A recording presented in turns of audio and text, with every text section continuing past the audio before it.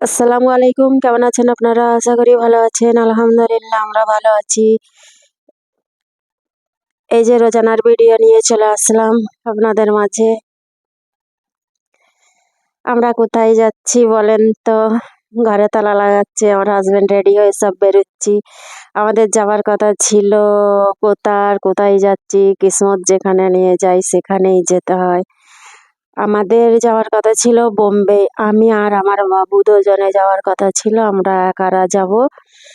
তো টিকিট হলো নি, সেই জন্যে যাওয়া হয়নি। টিকিট হচ্ছে ডিসেম্বরের 30-এ আর জানুয়ারি মাসের 15 তারিখে আমাদের আসার টিকিট। কিন্তু আমার বাবু বলল অত দিন মানে জানুয়ারি মাসে আমার অর্ধেক 15 তারিখে আমি থাকতে পারবো নি অতদিন ওইদিকে, কেননা ওর এক্সাম, ফাইনাল এক্সামের টাইম এসে যাবে, তৈয়ারি করতে হবে। সেই জন্য ও রাজি হলো না। মানে টিকিট ওলাকে বলেও দেওয়া হয়েছিল, ওরা এইদিকে যে এক্সামটা 7 তারিখে খতম হয়েছিল, যে 7 তারিখে খতম হয়েছে, আমাদের যদি 8 তারিখে টিকিটটা পেয়ে যেত তাহলে আমাদের যাওয়া হতো। কিন্তু আমাদের টিকিট হয়ে গেছে পুরো ডিসেম্বরের 30-এ।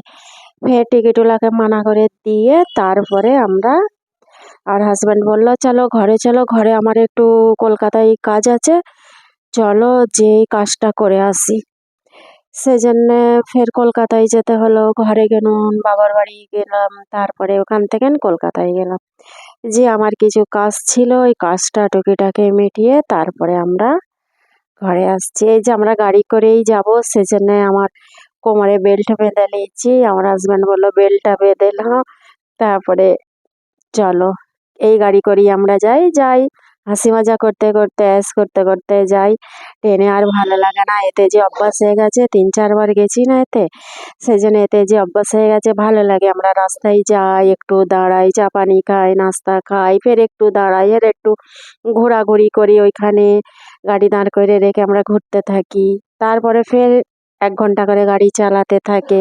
এরকম করতে করতে আমরা ঘরে যাই। কেন অত তো আর্জেন্ট নেই যে জলদি জলদি যে আমাদের ঘরে ঘরে পৌঁছাতে হবে।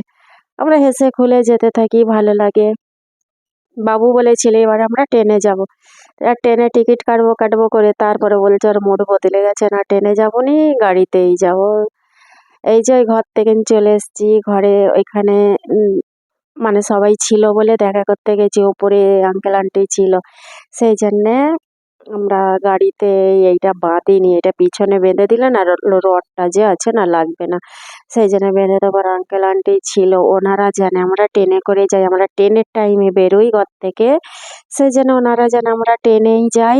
কিন্তু গাড়িতে শুনেছিল একবার গাড়িতে যাব প্রথমবারে, সেবারে রাগ করেছিল, গাড়িতে একদম যেতে যাসনি, তোরা গাড়িতে এত দূরে যাবি, রাগ করছে। সেই জন্য সেই ভয়ে আমরা বলি না, আমরা বলি ট্রেনে যাই, ট্রেনের টাইমে ঘর থেকে বেরোই, সেই জন্য বোঝে না যে আমরা কোথায় যাই। জানে স্টেশনে গাড়ি রেখে ওরা ট্রেনে করে যাবে। এই যে ওখান থেকে চলে আসছি, খালি একটু চা এনেছিলাম, একটা বিস্কিট দিয়ে আমরা চা খেয়েছিলাম সকাল 7টার সময়। আর 7:30টায় তো ঘর থেকে বেরিয়েছি, এখন 10টা বাজে। বেলদায় এসে পৌঁছেছি। বেলদায় একেবারে ওখান থেকে বেলদায় এসে গেছি। এসে এখানে আমরা একটু মুখ হাত ধুয়ে এখানে এই যে মুড়ি, ঘুগনি, চপ আমরা খাই। এই যে কাগজের প্লেটে দেয়, ওরা স্টিলের প্লেটেও দেয়, আমরা স্টিলের প্লেটে নিই না, কাগজের প্লেটে আমরা বউলগুলো, কাগজের যে বউল, ওই বউলগুলোতে আমরা খাই। এখানে নাস্তা করতে বহুত ভালো লাগে, খেতে সুন্দর লাগে। এখানে যখন বাস যায় না, বাসগুলো এখানেই দাঁড়িয়ে ওই টিফিন করায় সবাইকে। তবে চাটাও ভালো দেয়, মজা। আমরা কম মিষ্টি খাই বলে দিই, আমাদের মতন পার্সোনাল চা এনে দেয়। তো এই জন্য আমরা এখানটাতেই বেশিরভাগ নাস্তা, সকালে নাস্তা আমরা এখানেই খাই। তারপরে নাস্তা খেয়ে আবার রওনা দিয়েছি, আবার গেছি, ওইগুলো আর ভিডিও করিনি। মানে আমরা আমাদের পার্সোনাল করতে, হাসি মজা করতে করতে গেছি, সেই জন্য আর ভিডিও করা হয় না। এগুলোতে আর ইয়াদও থাকে না, আর ভালোও লাগে না। এইটা দুপুর 2টো বেজে গেছে। তারপরে আমার হাজব্যান্ড বললো চলো এক জায়গায় খাই। তো একটা হোটেলে ঢুকেছিলাম খেতে। এই যে এই থালিটা 200 টাকা দাম। কি থালি, খালি একই ভেজ থালি, মানে একই। এই যে এই পাঁপড় আছে, বেগুন ভাজা আছে, করলা ভাজা আছে, আর কলমি শাক ভাজা, আর এটা রায়তা, পটল